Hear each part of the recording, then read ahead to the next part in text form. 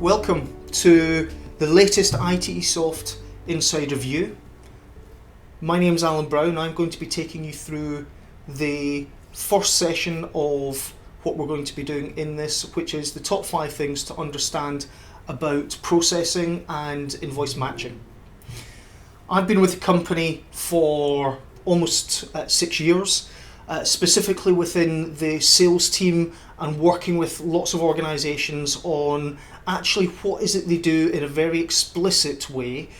And we do a lot of this through things like whiteboarding sessions and being able to understand what organisations do, what do they have as workarounds, and what impact does that have into the business from a current processing way into what they would like to potentially do in the future.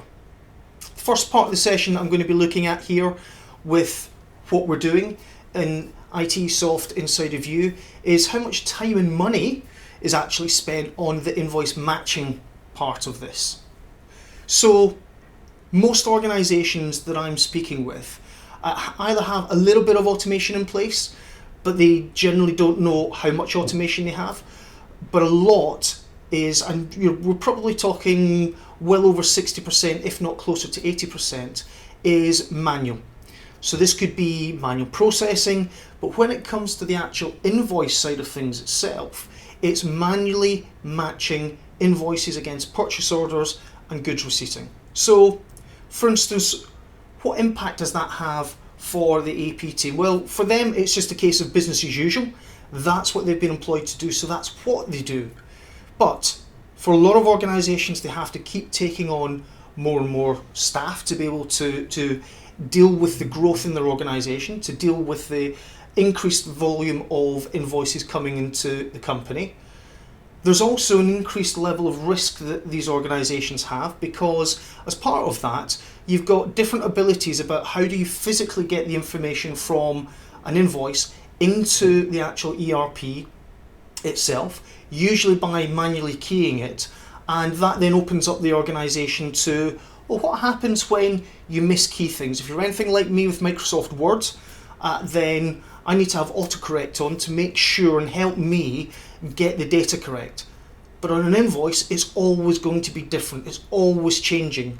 So the impact from both a timing point of view, or more importantly, an impact further on down the line, internally within the business, about getting that information wrong and then where and how does it get corrected, is really quite high. When we actually then get into matching the invoices themselves to a combination of the goods receipt, if it has been done, which is another matter, as well as the actual purchase order, then that's where it gets really complicated. Excuse me. It's also getting really time consuming at that stage, and anything which is time consuming also becomes really tedious, really struggling with that. So, how do we then start to understand the costs and the risks that are built into that are integral to the business in terms of being able to minimise that when we're looking at building a successful business case for the AP automation part that takes out some of these problems that are there that I regularly see not being included within the business case, both in terms of a factor of this is where some of our risk is right now today, but also in terms of how do you get the automation to deal with some of these aspects from a successful implementation perspective, where by putting that in place, you actually start to achieve the business case. Because, let's take a step back, how many times does a project get put into your organisation where you've deployed the project, but who goes back and when do they go back to say, have we achieved the business case that was set out right at the very start of the process about why we were applying change into our organisation, about why we're applying automation? Have we done that? How often have we done that? How closely did we achieve the business case against our starting point? So when you're looking at and researching and considering products and tools for automation, where should the core focus be? How wide should that core focus be? Now, there's the old database adage of bad data into a database is still bad data, and therefore you're going to get bad reporting out the back end of that. It's not quite as polite in terms of phraseology perspective, but that's essentially what they're talking about. If it's good data going in, it's all nice and smooth and simple and easy, and you get good reporting coming out the far end.